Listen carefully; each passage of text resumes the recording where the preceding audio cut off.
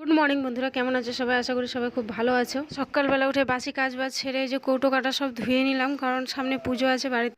আর বাড়িতে পুজো থাকলে তো বাড়ির বৌদেরই বেশি চাপ হয়ে যায়, কারণ বাড়িঘর পরিষ্কার করা, তারপরে কাপড় চোপড় সব পরিষ্কার করা, তারপরে এই যে কৌটো কাটা সব কিছু পরিষ্কার করতে অনেকটা সময় লাগে। তো যাই হোক, কৌটো কাটা পরিষ্কার করার পরে অনেকগুলো জামা কাপড় সব কেচে তারপর স্নান সেরে তারপরে এসে এদিকে রান্না বসিয়ে দিয়েছি। প্রথমে ডালটা বসিয়ে দিয়েছি, তারপরে এখানে আমি ঝিঙে কেটে নিচ্ছি। এগুলো পটলের মতো দেখতে, কিন্তু ছোটো ছোটো ঝিঙে।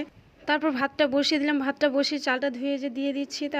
তারপর ভাতটা হয়ে গেছে, আমি ভাতটা নামিয়ে যে ফ্যানটা ঝরিয়ে নিচ্ছি। তারপরে যে ঝিঙেটা প্রথমে ভেজে নেব, যে ঝিঙেটা আমি ভাজতে দিয়ে দিলাম। আর ঝিঙে ভাজা হয়ে গেছে, আমি ঝিঙেটা তুলে নিচ্ছি। তারপরে যে আলু, আবার আজকে আলুর দম করব, কারণ আমাদের এর আগের ভিডিওতে বলেইছিলাম যে আমাদের বাড়িতে আর যাই কিছুই হোক কিন্তু আলুটা হতেই হবে।